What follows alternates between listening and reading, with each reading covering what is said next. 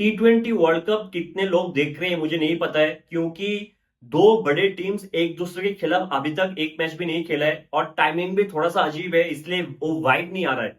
Scheduling इन्होंने थोड़ा सा गंदा किया है। मैं देख रहा था कि 8 तारीख को शायद 4 मैच है, एक दिन में 4 मैच। और हर कोई पिच के बारे में बात कर रहा है कि ये कैसा पिच है, स्पेशली जो न्यूयॉर्क वाला पिच है। सबको लगता है कि अगर आपको यूएसए में क्रिकेट को प्रमोट करना था, क्रिकेट को इंट्रोड्यूस करना था, फिर ऐसा पिच नहीं होना चाहिए था। पिच तो सही में ऐसा है कि ऐसा लग रहा है कि साउथ अफ्रीका के डे 3 वाला टेस्ट मैच पिच है। लेकिन मुझे इस पिच से कुछ प्रॉब्लम नहीं है, मैं आपको एक्सप्लेन करता हूं क्यों।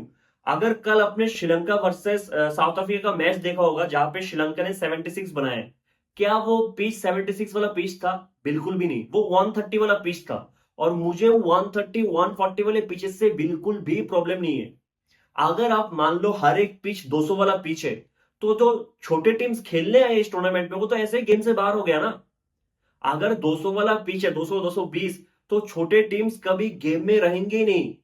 आप क्योंकि लो स्कोरिंग पिचेस है, तो बड़े टीम्स और छोटे टीम के बीच जो एक बैटिंग का गैप होता है वो बिल्कुल कम हो गया है। इसलिए आपको बहुत कम वन साइडेड मैच देखने को मिलेगा। आपको इस टूर्नामेंट में मैं अभी बोल देता हूं, बहुत सारे अपसेट्स देखने को मिलेगा। बहुत सारे अपसेट्स देखने को मिलेगा, और ये इसलिए पॉसिबल हुआ है क्योंकि पिचेस ऐसा है।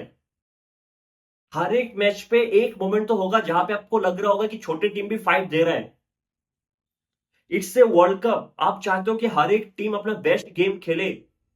ऐसा नहीं है फ्लैट पिच पे बस एक तरफा मैच कर दो, ऐसा नहीं होता है।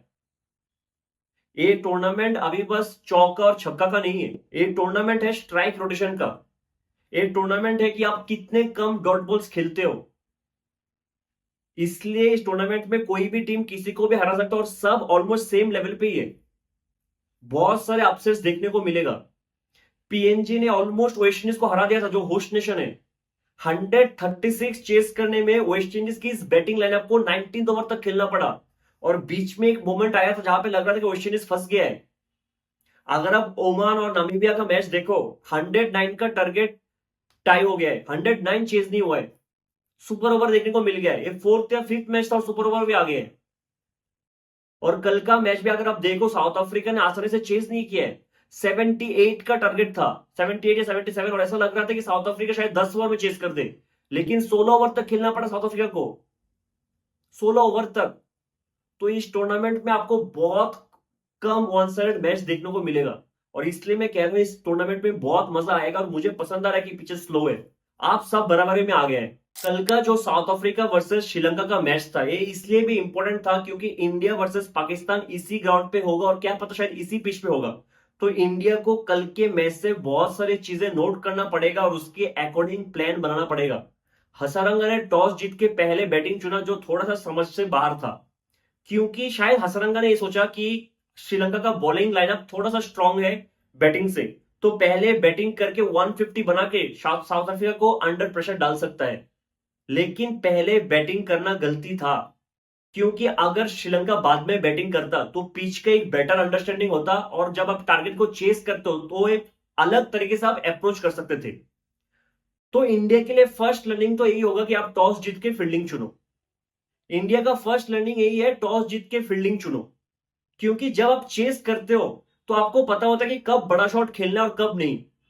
बड़ा शॉट वाला फैक्टर बहुत ही इंपॉर्टेंट है इस टूर्नामेंट में, क्योंकि ज्यादातर बैट्समैन अभी तक इस टूर्नामेंट में बड़ा शॉट खेल के आउट हुआ है। बाउंड्री क्लियर करना बिल्कुल भी आसान नहीं है। अगर आप टॉस जीत के पहले बैटिंग चुनते हो, आपके दिमाग में हमेशा रहता है कि क्या हम स्लो चल रहे हैं, क्या अभी रन रेट को बढ़ाना चाहिए, क्या अभी बड़ा शॉट खेलने का टाइम आ गया है, क्या टारगेट सेफ होगा। ये सब क्वेश्चन आपके दिमाग में आता रहता है। तो आप मिस कैलकुलेट ज्यादा करते हो और आप विकेट थ्रो करके आते हो। तो पहले बैटिंग करते हुए ये प्रॉब्लम होता है। तो इंडिया के लिए तो फर्स्ट लर्निंग यही होगा कि टॉस जीत के फील्डिंग चुनो, स्ट्रेट फॉरवर्ड। आप साउथ अफ्रीका की प्लेइंग 11 में 4 पेसर्स थे, 4 रेगुलर पेसर्स, और श्रीलंका के प्लेइंग 11 में सिर्फ 2 रेगुलर पेसर्स थे। उनके थर्ड पेसर थे बैटिंग ऑलराउंडर, थर्ड और फोर्थ दोनों बैटिंग ऑलराउंडर्स थे, एंजेलो मैथ्यूज और शनाका। तो इंडिया के लिए सेकंड लर्निंग यही होगा कि आप प्लेइंग 11 में 3 पेसर्स तो होना ही चाहिए, सिराज, बुमराह और अर्शदीप। और हम लेके गए हैं 3 पेसर स्क्वाड में, मतलब हमारा चौथा स्पिनर होगा हार्दिक। इस टूर्नामेंट में इंडिया एक बार तो सोचेगा ही सोचेगा क्या हमने गलती कर दी है सिर्फ 3 पेसर्स को लाके। क्योंकि 4 रेगुलर स्पेसर शायद होना ही चाहिए था। श्रीलंका के बैट्समैन ने ज्यादातर विकेट्स थ्रो किया है, लैक ऑफ मैच्योरिटी कुछ नहीं है बस। जब श्रीलंका ने देखा कि 3 ओवर के बाद उनका स्कोर सिर्फ 30 नहीं है, उनको लगा अभी रन रेट बढ़ाने का टाइम आ गया है। निशंका आगे बढ़ के छक्का मारने जगह कैच आउट। पावर प्ले के बाद श्रीलंका का स्कोर था 24 फॉर 1। उसके बाद मेंडिस नॉर्किया को फ्लिक करने जाता है, टाइमिंग पूरा था लेकिन कैच आउट हो गया।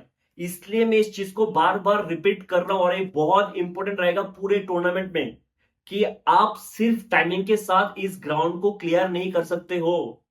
सिर्फ टाइमिंग के साथ बड़ा शॉट खेलना पॉसिबल नहीं है इस ग्राउंड पे। एक तो आउटफील्ड इतना बड़ा है, ग्राउंड इतना बड़ा है, ऊपर से पिच इतना स्लो। आप बड़े शॉट पे बिल्कुल भी रिलाई नहीं कर सकते हो। अगर आप श्रीलंका के 10 विकेट्स कैसे गिराए उसका एक पैटर्न बना पता लग जाएगा। आप श्रीलंका ने एक मूव लिया है कि हसरंगा को लगा मैं तो कैप्टन हूं, मैं कभी भी बैटिंग करने चला जाऊंगा ऊपर, मैं जाके बड़ा शॉट खेल के रन रेट को बढ़ा के आता हूं। हसरंगा आया महाराज के बॉल पे बड़ा शॉट खेलने का और स्टंप, मतलब पिच का कुछ लेना देना ही नहीं है। उनको पता ही नहीं चला कि पिच पे क्या चल रहा है। उसके बाद तो नॉर्किया आ रहा था, शॉर्ट बॉल डाल रहा था, पुल कर रहा था बैट्समैन और आउट, कैच आउट। अगर 10 विकेट कैसे गिरा है वो हम देखते हैं। 2 विकेट छोड़ दो, एक थुशरा का रन आउट और एक जो महाराज ने समारा विक्रम को बोल्ड किया, अगर ये 2 विकेट छोड़ दो बाकी 8 विकेट बड़े शॉट खेलने की ट्राई पे कोशिश पे गिरा है।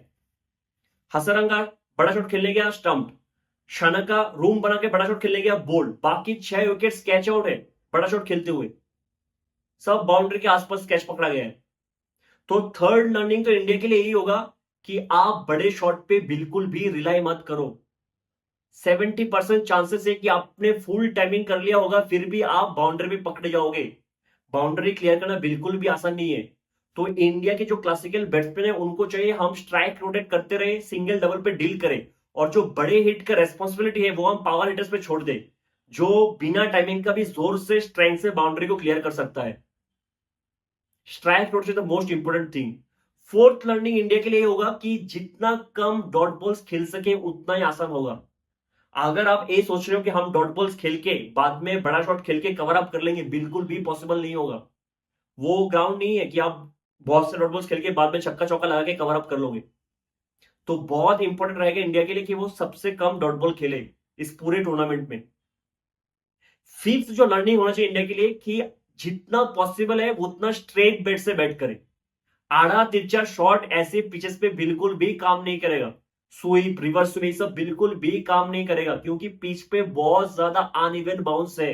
कुछ कुछ बॉल आपकी एक्सपेक्टेशन से ज्यादा बाउंस हो रहा है, कुछ कुछ बॉल घुटने के नीचे रह रहा है। तो जो आधा तिरछा शॉट है बिल्कुल भी काम नहीं करेगा। तो आप कोशिश करो कि आप सामने के वी पे ज्यादा से ज्यादा स्ट्रेट बैट से खेलो। आप सबने सोचा था कि साउथ अफ्रीका 78 तो 10 ओवर में चेस कर लेगा, लेकिन पावर प्ले के बाद साउथ अफ्रीका का स्कोर था 27 फॉर 2 और थर्ड विकेट भी गिर सकता था अगर स्टब्स का कैच पकड़ा जाता तो। साउथ अफ्रीका ने 78 16.2 ओवर्स में चेस किया है, 4 विकेट खो के। सोचो अगर 120 का टारगेट होता तो मैच बहुत ज्यादा टाइट हो सकता था। इंडिया के लिए मेरे हिसाब से सिक्स्थ लर्निंग तो ये होना चाहिए कि फील्ड प्लेसमेंट कैसा होगा। आपने देखा होगा कि बहुत सारे बॉल्स हवा में जाता है लेकिन फील्डर तक कैरी नहीं करता है। तो मेरे हिसाब से फील्डर्स को एक दो हाथ अंदर खड़ा होना चाहिए कि ज्यादा से ज्यादा कैच रीचेबल हो और शायद विकेट कीपर्स को भी थोड़ा अंदर खड़ा होना चाहिए। मिलते हैं अगले वीडियो में, तब तक के लिए जय हिंद।